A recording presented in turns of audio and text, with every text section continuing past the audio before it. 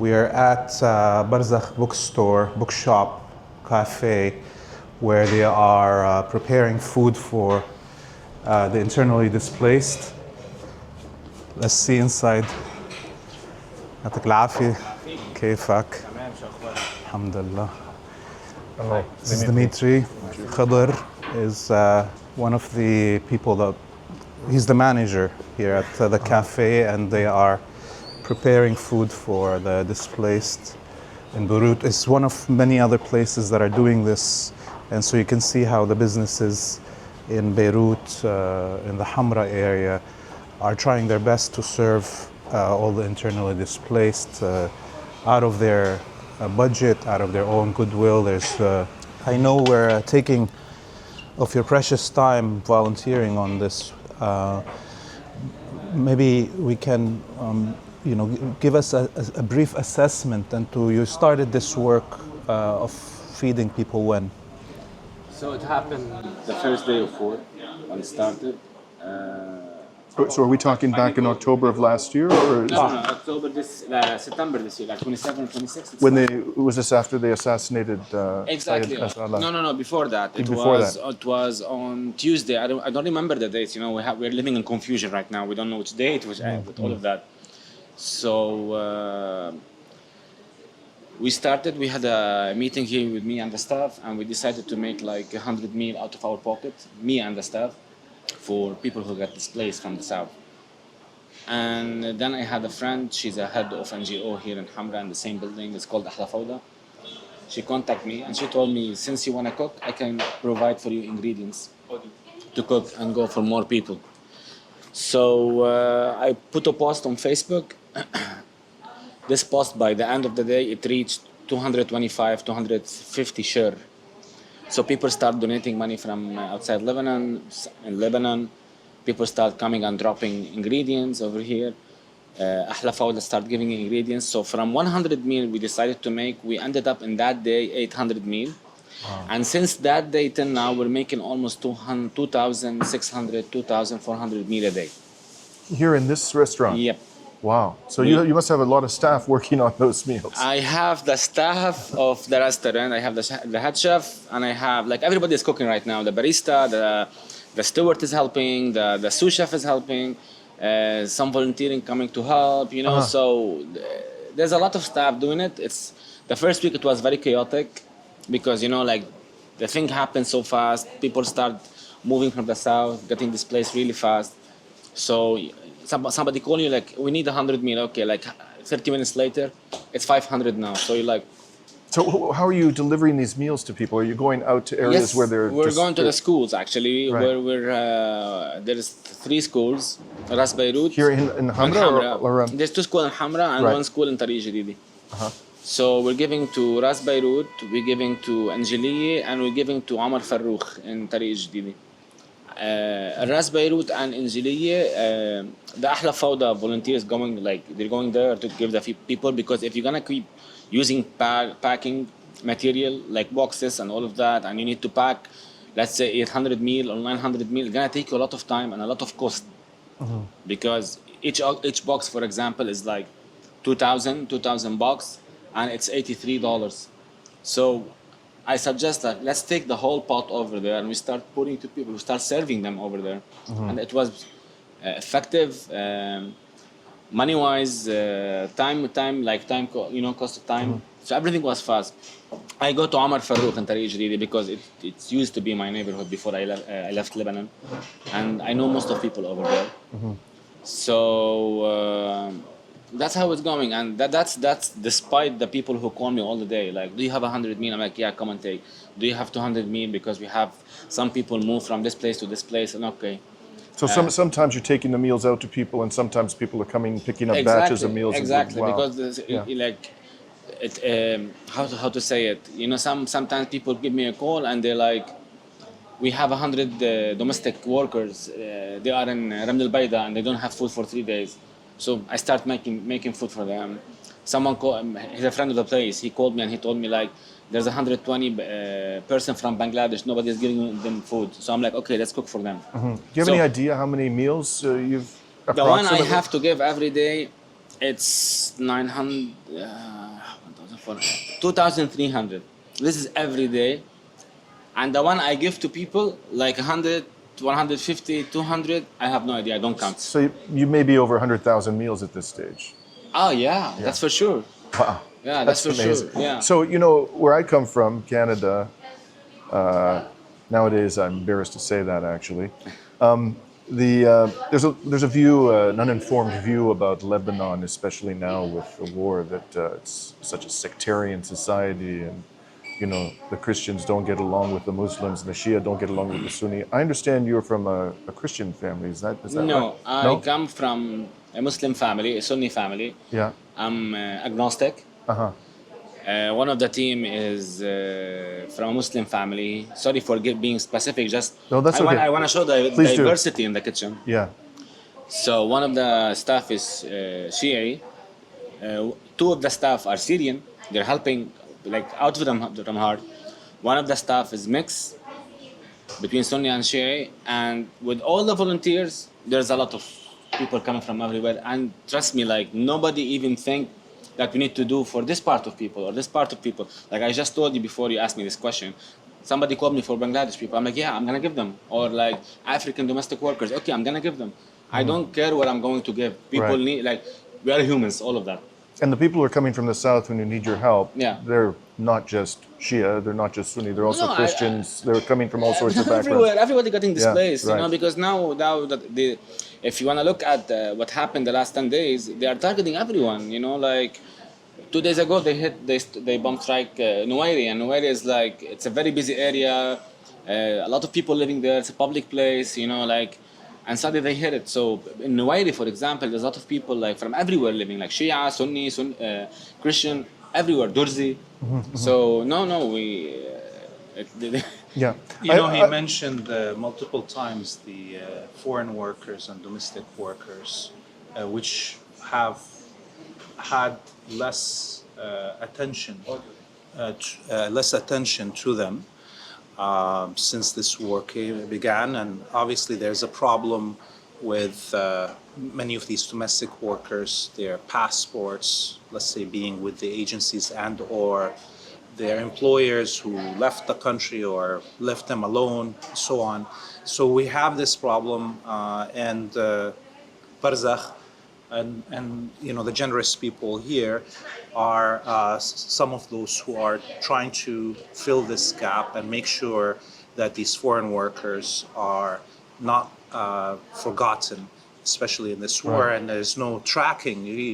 Their embassies have abandoned them. Their employers have abandoned them. It's a big issue. And I think Barzakh is doing a great job. I've been looking at the organizations that are trying to do this, and this shows you how much solidarity, I think, has grown within the population because of the calamity that we're living. So I do have one other question, since we're on the subject of the workers who've been abandoned and so forth. This is the 5th time I've been to Lebanon since the beginning of last year.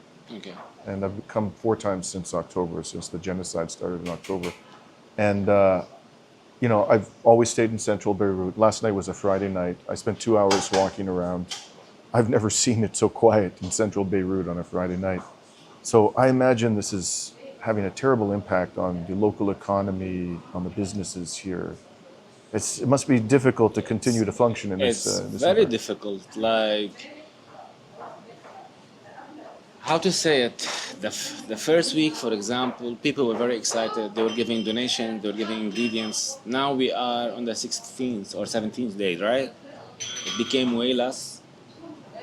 After targeting the public areas, people they start going out way less. They prefer to stay at their home or move out Beirut, going to the places that they considered safe. I don't know how. So yeah, it's very bad. Like no one coming. Everybody's scared. Everybody's feeling something will happen. This tension you can sense it in people on the streets. So I know, like even today or tomorrow they will start. They will decide, let's cease fire. Nothing. Okay, all is done. War. This we'll finish. Lebanon need at least 2 years to stand up again, at least, because we were already in having economic problems, the lira situation, and now with all of this destruction, I know we're gonna be in a very bad situation. So this will have a very bad impact on many businesses, and I'm sure a lot of businesses gonna close. Like even now, Barzakh, when we start doing this, we decided, as I told you at the start of our conversation, we're gonna start from our own pocket, and people then start giving us ingredients, money, and all of that. But when you feed 2,000 person a day, and let's say I'm making a meal, $1. So I need to pay every day $2,000. So you need a lot of donations every day going on. So I don't know what's gonna happen later on, and you have to pay rent, you have to pay generator because you know the situation in Lebanon. So I don't know how long we can go, honestly. But like for me, as being the operation manager of this place, I'm trying to find all the gaps in this operation to keep going and try to fill it somehow. So yeah, it is hectic. It's 24 hours thinking to find a way to find a solution.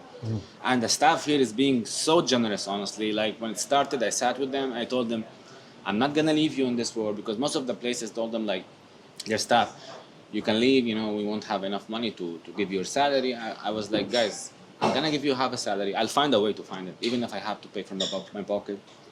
But I need you to work for full time, because we cannot do this operation without you being here. None say no. All of them, yeah, we are in. And they are actually working more than 14 hours a day.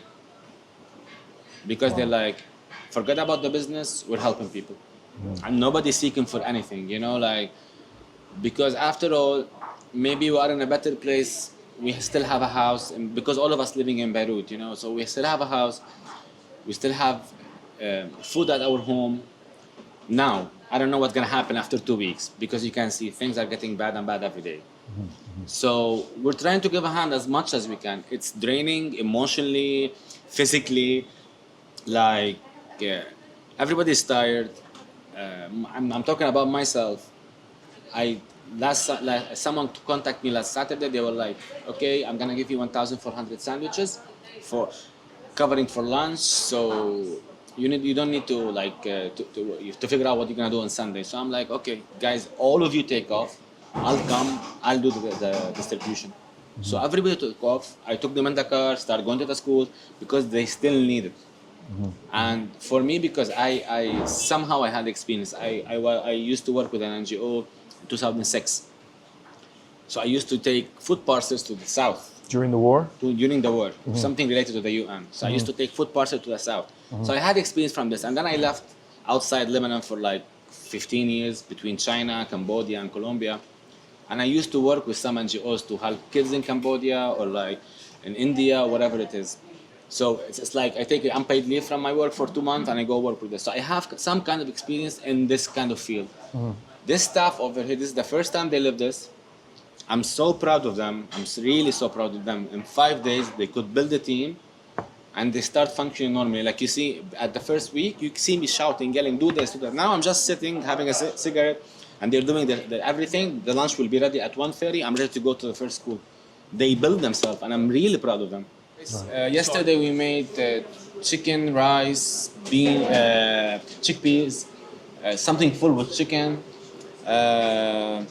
Today we're making this. Tomorrow they're gonna have burgers. So we give them the diversity on lunch. At dinner, yesterday they had pizza. We made pizza, and a lot of people helping me. Honestly, like I went to some guy to a bakery, and I'm like, I have 900 person at dinner. I need to feed them. He gave me the cheapest price ever, you know, and it's a cent. 10,000 Lebanese lira, which is a cent.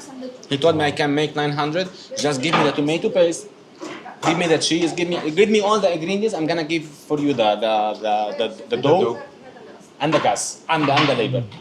Everybody's helping. Honestly, people are like, they just create a system to be compatible with each other, and everybody they were like, we want to help. Is this the donation jar for the food? No, this is the tips. Ah, it's the tips. Donation. The donation jar is. Well, I'm going to leave one anyways. Thank you so much. You're welcome.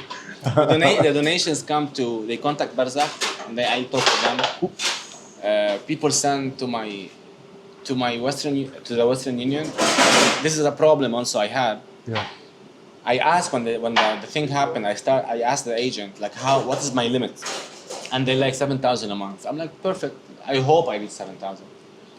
After 2 days, I reached $1,200. They blocked me in Western Union, and I'm like, why? They were like because of the frequent transaction in 2 days. But I'm like, I'm getting $25 and $30 and $40. Not that much. And I'm like, yeah, here's the email of the customer service. Send them, and they can reply you. I send it with all the details, with all the posts on Facebook, on Instagram, what I'm doing, all of that to the customer service. No reply. I'm still blocked. Wow. So how can, let's say, the viewers watching this, how can they donate or help you from outside Lebanon? Contact me. I have Wish account. It's an app in Lebanon. It's legit. I have something called TapTap. I have a friend of mine. She's from France. She told me about an app called Purple. So there's a lot of ways. Okay. We'll put the information in the description to the Yes. YouTube video. Just Yes. contact me. Yeah. I'll find a million way. And there is also I need to mention that. I'm sorry. There's a lot of ideas in my head. There is one. She's a lady. She's from Belgium, I think, and she was like, I want to send you $1,500, and she was like, okay, send it by Western Union. She sent it to me, and then I knew I was blocked. So I'm like, I don't know what happened. I'm blocked. I'm like, okay, I don't care. I'm coming. So she came. Wow. And she gave me the cash. Wow. And she was flew in. like, I don't care about Western Union. Here's the money. And But this- I just want to make sure people watching know. We'll put the donation information in the Yes. description to the YouTube So video. they can go to the website, the Barzakh's website. The Instagram page. Okay. They have my number. Contact me or just text the message. I will be replying, and I'm gonna explain everything. Perfect. Visit the Barzakh on Instagram. We'll put the link there, and inshallah there will be more donations, more help.